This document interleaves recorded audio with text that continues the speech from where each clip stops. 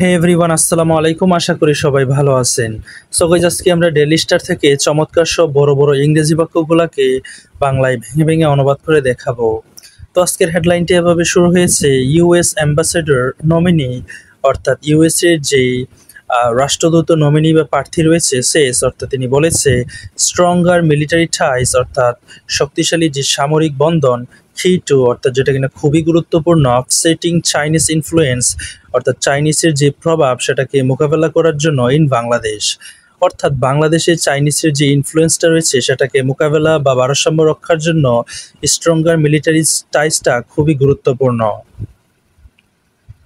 এখানে সাবলাইনটি লক্ষ্য করুন, ক্রিস্টেনসেন কলস বাংলাদেশ নেক্সট ইলেকশন, অর্থাৎ ক্রিস্টেনসেন বাংলাদেশের নেক্সট ইলেকশনটাকে বা নির্বাচনটাকে এই বলে আখ্যা দিয়েছে যে মোস্ট কনসিকুয়েন্সিয়াল, অর্থাৎ খুবই গুরুত্বপূর্ণ ইন ডিকেডস, অর্থাৎ গত এক দশকের মধ্যে সবচেয়ে গুরুত্বপূর্ণ একটা বিষয়। Brent Christensen nominee for US ambassador to Bangladesh, অর্থাৎ বাংলাদেশে ইউএস এর অ্যাম্বাসেডরে নিযুক্ত হওয়ার যে প্রার্থী রয়েছে ব্র্যান্ড ক্রিস্টেনসেন, তিনি কি করেছে অন থার্সডে ডেসক্রাইব, অর্থাৎ থার্সডেতে ডেসক্রাইব করেছে দ্য কান্ট্রিজ আপকামিং পোল, অর্থাৎ এই দেশের যে আসন্ন পোলস বা নির্বাচনটা রয়েছে এস, অর্থাৎ হিসেবে the most consequential election in the ডিকেডস,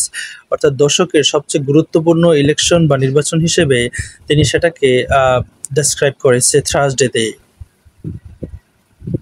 The United States support Bangladesh in its journey towards a bright and democratic future, অর্থাৎ ইউনাইটেড স্টেটের যে সাপোর্ট বাংলাদেশের প্রতি এটার জার্নিতে কিসের দিকে, towards a bright and Democratic future, অর্থাৎ উজ্জ্বল এবং ডেমোক্রেটিক একটা ফিউচারের দিকে তাদের জার্নিতে ইউনাইটেড স্টেটের যে support, he told the Senate Committee on Foreign Relations, অর্থাৎ ফরেন রিলেশনে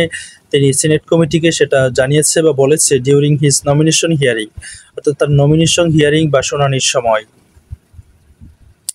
ইফ কনফার্মড, অর্থাৎ যদি এটা কনফার্ম করা হয়, অর্থাৎ তাকে অ্যাম্বাসেডর হিসেবে নিযুক্ত করা হয়, ক্রিস্টেনসেন বলেছে he looks forward to leading the ambassador team, অর্থাৎ তিনি অধীর অপেক্ষায় আছে অ্যাম্বাসেডি টিমটাকে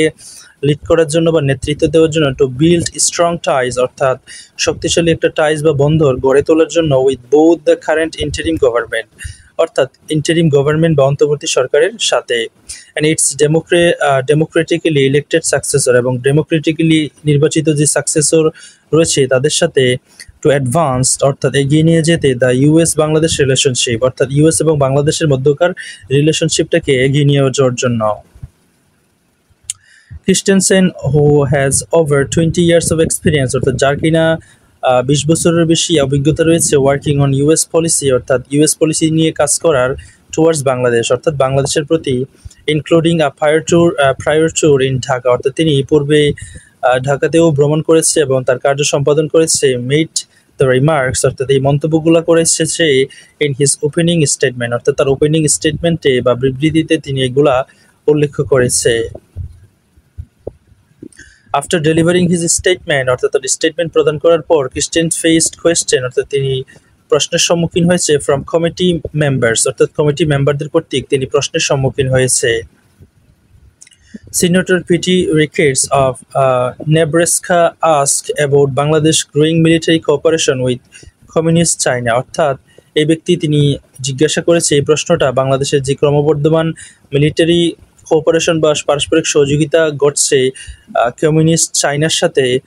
এই বিষয়ে কথা বলেছে, রিফারিং টু, অর্থাৎ উল্লেখ করে চাইনিজ বিল্ড সাবমারিন বেস, অর্থাৎ চাইনিজ নির্মিত যে সাবমেরিন বেসটা রয়েছে ইন পাকুয়া অ্যান্ড ঢাকাস, অর্থাৎ পাকুয়াতে, অ্যান্ড ঢাকাস প্ল্যান, অর্থাৎ ঢাকার যে পরিকল্পনাটা to buy Chinese J-10 fighter jet, অর্থাৎ ঢাকার যে পরিকল্পনা করছে অর্থাৎ বাংলাদেশ চাইনিজ J-10 ফাইটার জেটটা কেনার ব্যাপারে, এবং যে পাকুয়াতে তাদের সাবমেরিন ঘাঁটিটা রয়েছে বা বেসটা রয়েছে সেই বিষয়কে উল্লেখ করে তিনি এই প্রশ্নগুলা করেছে। If they finalise the sale, অর্থাৎ তারা যদি এই সেলটাকে চূড়ান্ত করে, it would locked Dhaka into a decades long financial and strategic relationship, অর্থাৎ ঢাকাকে একটা দীর্ঘ সময়ব্যাপী বা ডিকেডস লং একটা ফাইন্যান্সিয়াল এবং স্ট্র্যাটেজিক রিলেশনশিপে জড়িয়ে দিবে with this China defence ministry, অর্থাৎ এই চায়না ডিফেন্স মিনিস্ট্রি ইন্ডাস্ট্রির সাথে। রিকেট বলেছে asking how Christensen would engage with Bangladesh leadership, অর্থাৎ কীভাবে সে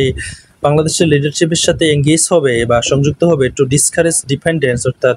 তাদের যে নির্ভরতা সেটাকে ডিসকারেজ করতে বা নিরুৎসাহিত করতে অন চাইনিজ প্ল্যাটফর্মস, অর্থাৎ চাইনিজ প্ল্যাটফর্মগুলোর উপরে তাদের যে ডিপেন্ডেন্স সেগুলোকে ডিসকারেজ করতে কিভাবে সে বাংলাদেশের লিডারশিপের সাথে